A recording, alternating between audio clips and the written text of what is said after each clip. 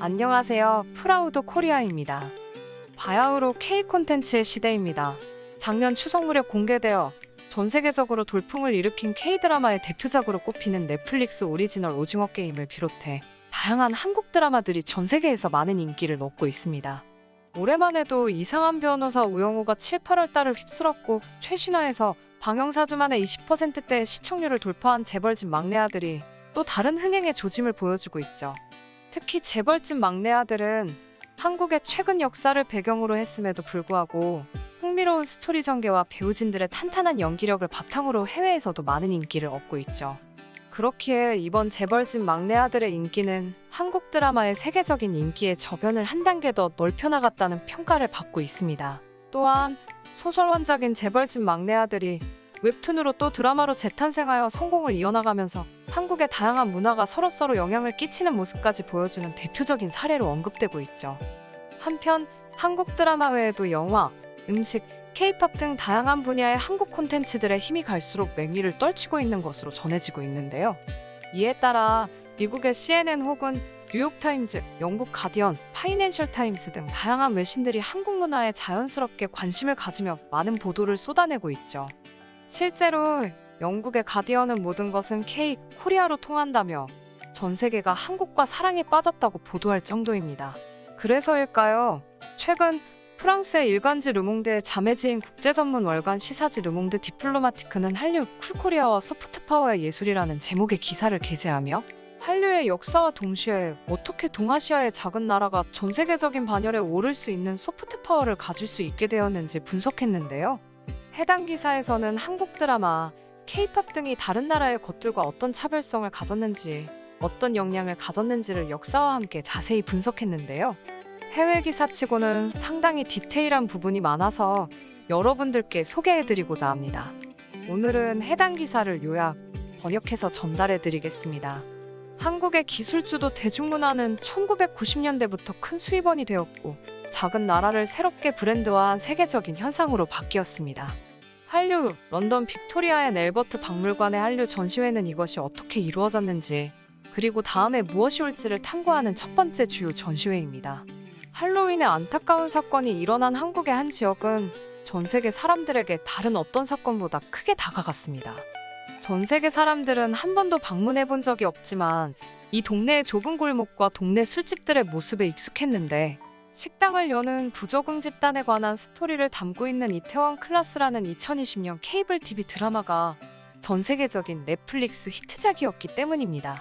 이 한국 드라마의 성공은 한류라고 알려진 한국의 대중문화의 국제적인 인기를 확실하게 보여주는 케이스였습니다. 한류라는 용어는 2000년대 중국에서 남성 밴드 H.O.T가 베이징 콘서트에 12,000여 명의 팬들을 끌어들였을 때 생겨났습니다. 한국 드라마와 K-팝에 대한 동아시아의 열풍은 전 대륙에 퍼졌고 2008년에 한국은 문화의 순수출국이 되었습니다.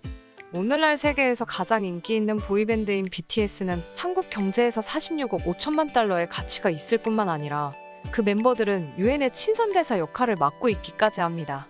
심지어 조 바이든 미국 대통령은 지난 6월 백악관에서 혐오 사건에 대해 맞서기 위해 BTS와 함께 손가락 하트 제스처를 취하면서 사진을 찍기도 했습니다. 한류의 힘은 대중문화 상품의 수익성 있는 수출, 그리고 다가오는 관광객 수입의 연쇄적인 증가를 넘어서 패셔니스타들 사이의 한국의 국민의상, 한복과 미식가들 사이의 김치, 그리고 해외에서의 한국어 학습까지 전반적으로 한국 문화의 영향력을 넓혀가고 있습니다. 작년에 26개의 한국어 단어들이 옥스퍼드 영어사전에 추가되기까지 했죠. 한국은 이제 소프트파워 지수 측정 국가들의 문화적 매력에서 11위에 올라 있습니다. 소프트파워는 근육질 이웃을 가진 작지만 재능 있는 국가들이 그들의 무게 이상으로 펀치를 날릴 수 있게 합니다. 또는 1990년에 이 용어를 만든 하버드 교수 조지프 아이가 쓴 것처럼 유혹은 항상 강요보다 더 효과적이다라고 표현할 수도 있습니다. 한류는 서양 특히 미국의 문화적 우월성에 도전할 뿐만 아니라 올해 이태원 클라스의 일본 리메이크 사례처럼 한국의 전 침략자가 멋진 한국이라는 이름으로 다시 이름을 바꾸고 있다는 것을 확인시켜줍니다. K-팝은 세계적인 팬덤을 얻고 새로운 패러다임을 만들기 위해 소셜미디어 플랫폼을 활용할 준비가 되어 있었습니다. 문화를 세상에 가져오면 경제적인 부가 뒤따를 것이다라는 말을 SM 엔터테인먼트의 수장 이수만이 하기도 했죠. 그렇다면 이 소프트 파워는 어떻게 얻어졌을까요? 한류, 이 현상을 설명하고 분석하는 첫 번째 전시회인 런던 빅토리아 앤 앨버트 박물관의 한류 전시회는 서울의 화려하고 부유한 남부 지역에 합류하기를 열망하는 사람들을 풍자하는 K-팝 비디오인 강남스타일을 보여주는 스크린의 벽과 함께 시작됩니다. 쾌활한 비트, 말 타는 듯한 동작, 불손한 유머를 담고 있는 이 전염성 있는 패러디는 유튜브 조회수 10억을 기록한 최초의 뮤직비디오였습니다. 싸이의 파스텔 핑크 슈트에서 칸에서 황금종려상을 수상한 최초의 한국 영화이자 오스카 작품상까지 거머쥔 봉준호의 기생충 세트에 이르기까지 이 열광적인 전시회는 한국 드라마와 영화, K-팝 음악, 그리고 한국 패션과 뷰티의 이정표를 보여줍니다. 어쨌든 이 전시회의 가장 중요한 점은 역사적 맥락을 제공한다는 것입니다. 한류를 형성한 문화적 혼성에는 경쟁적 영향권이 기여했습니다. 일본은 근대성을 가져오는 척하면서 미국 음악과 영화를 금지했고 한국어도 금지했죠. 반면 1945년 이후 한국은 1990년대 후반까지 일본 문화 수입을 금지했고 미국 대중문화가 지배적으로 부상했습니다. 그러나 이 문화의 문은 1961년에서 87년까지 한국 역사의 암흑기 동안 닫혀버렸습니다. 수출 주도의 한강의 기적으로 인한 수십 년간 급속한 산업화와 경제성장은 문화보호주의와 검열을 동반했습니다. 긴 머리와 미니스커트는 1971년에 금지되었고 예술적 자유는 억압되었죠. 이후 민주주의가 찾아오고 1990년대 말 일본 문화 수입품의 범람과 함께 헐리우드 수입에 대한 규제가 풀리면서 이러한 문화들에 대한 반감은 깊은 친밀함을 배제하지는 않았지만 한국의 문화적 부상의 한 요인이 되었을 수 있습니다. 힙합, R&B, 레게의 문이 열린 1990년대 초 한국어로 랩을 하며 K-팝의 길을 닦는 데 일조한 서태지와 아이들과 같은 사례들을 보면 알 수 있죠. 한류는 정부에 의해 만들어진 것이 아니다. 유기적으로 흘렀다. 나는 이 말을 2010년대에 당시 한국 문화 관계자에게 들었습니다.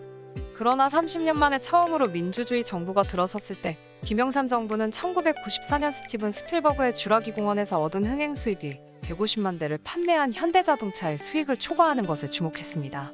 1997년 아시아 금융위기가 경제를 황폐화시키자 김대중 대통령은 할리우드 영화와 영국의 뮤지컬의 수익에 주목하고 전자제품과 자동차에서 대중문화로 눈을 돌리기 시작했습니다. 이후 기업과 개인 그리고 정부가 합심한 노력이 영화적 르네상스를 이끌었습니다. 실제로 1999년에 한국 영화 슈리의 전국적인 흥행 수입은 타이타닉을 능가했습니다. 어쨌든 한국 정부의 가장 큰 기여는 신기술을 수용한 것이라고 말할 수 있습니다. 한국은 13세기에 금속 활자를 발명했고 수백 년이 지나서도 여전히 혁신적입니다. 비디오 아트의 아버지인 백남주는 1960년대와 70년대 가전제품의 대량 생산에 대응하여 TV 화면이 깜박이는 미라지 스테이지를 1986년에 구상했습니다. 산업화가 더디게 진행되면서 일본과 관련된 문제가 발생했다고 확신한 정부들은 정보통신기술을 빠르게 채택하여 이 국가를 세계에서 가장 디지털에 정통한 사회 중 하나로 만들었습니다. 대부분의 가정은 2010년대까지 광대역 통신에 접속할 수 있게 되었죠. 구텐베르크 성경이 나오기 수십 년 전인 1377년에 최초로 인쇄되었다고 알려진 책들 중 하나는 삼성의 첫 번째 휴대전화부터 MP3 플레이어, 터치스크린 전화에 이르기까지 그 맥락을 같이 합니다. 기술력은 문화 수출에 경쟁력을 부여했습니다. 만화가 할리우드 슈퍼히어로들을 부채질했듯이 한국의 웹툰은 이태원 클라스를 포함해서 성공적인 한국 드라마의 씨앗을 뿌렸습니다. 한편 K-팝은 스마트폰과 소셜미디어 플랫폼을 이용하여 세계적인 팬덤을 얻고 새로운 패러다임을 창조할 준비가 되어 있었습니다. 만약 당신이 문화를 세계에 가져온다면 경제적인 부가 뒤따를 것이다. 이 문장은 문화적 지배에 따른 부와 제국 건설의 서구 역사를 뒤집는 것을 의미하죠. 아마추어 자막 제작자들이 영화 수출에 도움을 주었듯이 K-팝 팬들은 아이돌에 대한 입소문을 퍼뜨리면서 그들이 세계로 퍼져나가는데 도움을 주었습니다. 프로슈머와 프로듀서 모두가 디지털 콘텐츠를 생성하는 경향이 있기 때문입니다. 피오나 베는 그녀의 책 메이크 브레이크 리믹스 K-스타일의 부상에서 복제가 아닌 반항정신으로 가득 찬 K-스타일이 한국적인 스타일과 함께 다양한 영향력을 혼합하여 새로운 진정성을 갖게 한다고 말합니다. 한국의 문화적 정체성이 희석되기는커녕 K-팝 아이돌들이 주로 한국어로 노래하고 패션 디자이너들이 한복을 재창조하는 등 전통에 대한 더 큰 용이성을 시사하죠. 남은 파체코 파르도가 그의 책 새우에서 고래로 잊혀진 전쟁에서 케이팝으로 해서 결론 지었듯이 한류는 한국인들의 자유주의적 가치와 자신의 뿌리에 대한 자부심 모두에서 자라났습니다. 그러나 또 한편에서는 한국 문화의 다양성 때문에 한국의 모든 생산물을 하나로 묶는 것이 점점 더 어려워지고 있습니다. 2017년 한국 정부가 한류의 글로벌 팬클럽 회원수를 2020년 목표를 뛰어넘어 1억 명으로 늘리겠다는 계획을 발표했을 때 당시 코로나 상황을 고려하면 살짝 오싹해집니다. 다행히도 한국 문화는 이미 온라인에서 혁신적이게 번성하고 있었기 때문에 코로나의 영향에서 비교적 자유로울 수 있었습니다. 하지만 앞으로는 어떻게 될지 지켜봐야 할 것 같습니다.